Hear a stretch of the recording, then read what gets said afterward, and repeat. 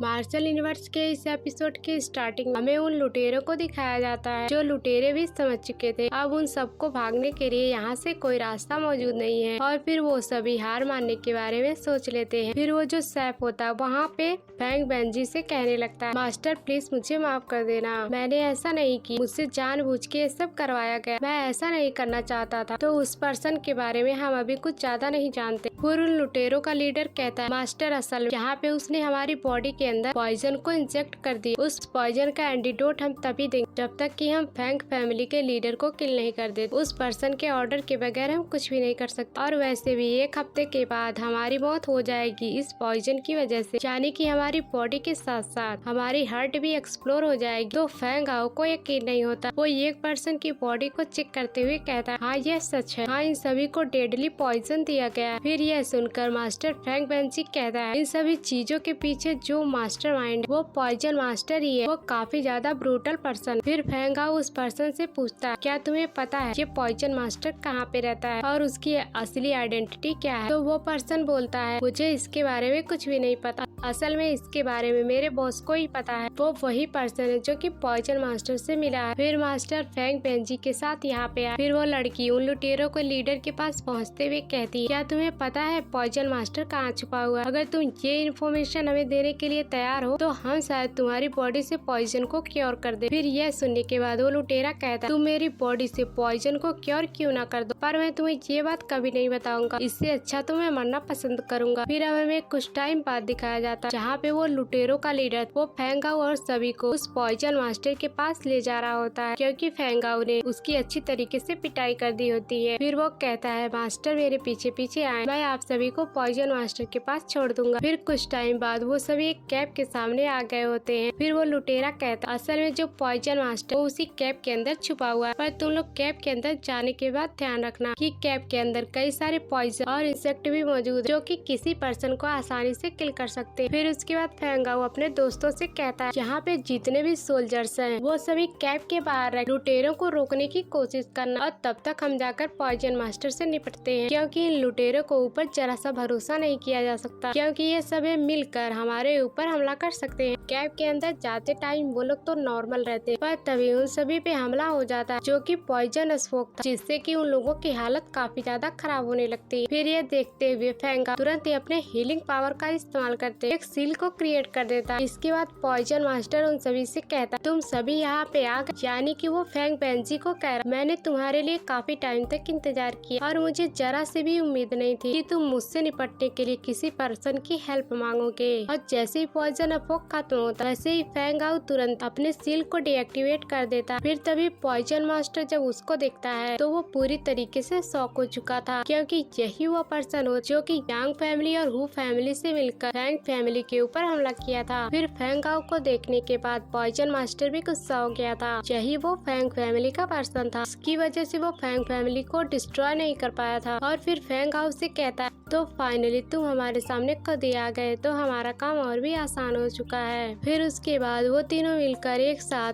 Poison master के ऊपर हमला कर देते हैं। फिर पॉइजन मास्टर भी उन तीनों को अटैक को काफी ज्यादा इजीली तरीके से रोक रहा होता है। फिर तभी फैंगाओ अपने थंडर पावर से हमला करता है कि तभी पॉइजन मास्टर अपने पॉइजन का इस्तेमाल करते हुए काफी इजीली तरीके से फैंगाओ को पीछे कर दिया होता है। फिर अपनी एनर्जी को रिस्टोर करते हुए कहता है, तुम्हारे पास और कौन कौन सी टेक्निक मौजूद है, तुम यूज कर सकते हो। यह सुनने के बाद फैंगाओ तुरंत ही फॉरबिडन टेक्निक को एक्टिवेट करता है जिसकी वजह से इसकी पावर काफी ज्यादा इंक्रीज हो गई थी। ये देखकर फैंग बेंजी कहता है, ये किस तरह की मार्शल आर्ट टेक्निक जिसका यूज करने की वजह से इसका जो पावर 3 रियलम तक ब्रेक थ्रू हो चुका है। फिर उसके बाद तुरंत ही फैंगाओ पॉइजन मास्टर के ऊपर हमला कर देता है। फिर पॉइजन मास्टर उसके अटैक को अपने पॉइजन से रोकने लगता है। यह देखने के बाद फैंग बेंजी भी तुरंत ही हमला कर देता है और इसी के साथ साथ वो लड़की भी हमला कर रही होती है और कुछ ही टाइम के अंदर पॉइजन मास्टर को इनके अटैक को रोकने में काफी ज्यादा मुश्किलें हो रही थी। फिर यह देखने के फैंगाओ तुरंत अपने थंडर फिस्ट से हमला करने लगता है। उन तीनों को अपने ऊपर भारी पड़ते हुए देख पॉइजन मास्टर अपने डेडली पॉइजन से हमला करने लगता है जिसकी वजह से उस लड़की की हालत काफी ज्यादा खराब हो रही होती है।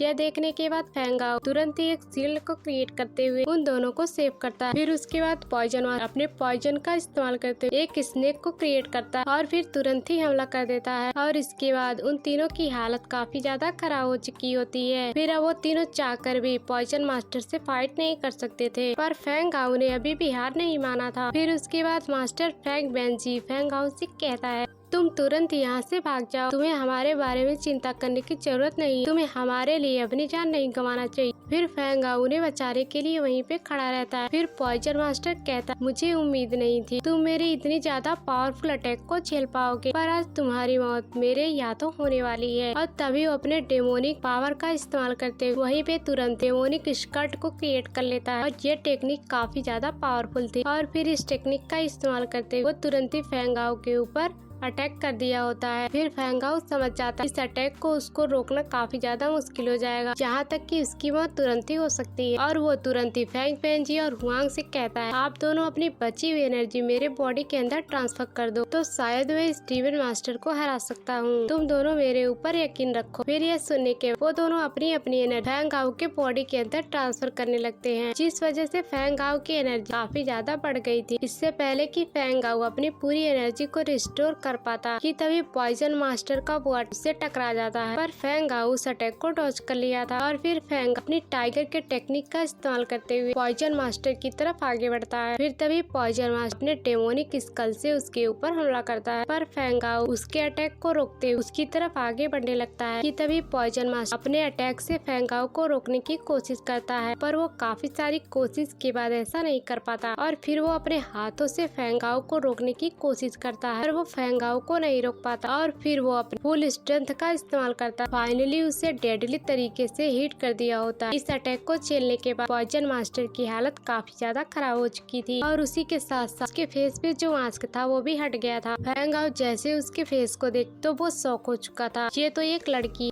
मैं किसी लड़की को इस तरीके से मरने नहीं देना चाह रहा था। और वो उससे कहता, तुम अगर बता दो कि इसके पीछे का मास्टरमाइंड कौन है तो मैं तुम्हें शायद जिंदा छोड़ दूं। पर वो लड़की कहती, क्या तुम्हें लगता है कि मैं इतनी बड़ी बेवकूफ हूँ कि मैं इतनी जल्दी सरेंडर कर दूंगी? पर ऐसा नहीं होने वाला, मैं यहाँ पे मरते दम तक तुम तीनों को मारने की कोशिश करूंगी। पर उसकी बॉडी काफी अजीब तरीके से रिएक्ट करने लगती है, क्योंकि वो अपने बॉडी एक्सप्लोर करना चाहती थी। फिर उसके बाद फेंग हाउ कहता, अरे नहीं, ये तो बहुत ही बुरा हुआ। इसके बाद हम कैब के बाहर देखते जहाँ पे काफी बड़ा धमाका हुआ होता है। और इसी के साथ यह एपिसोड यहीं पे एंड होता है। Thanks for watching.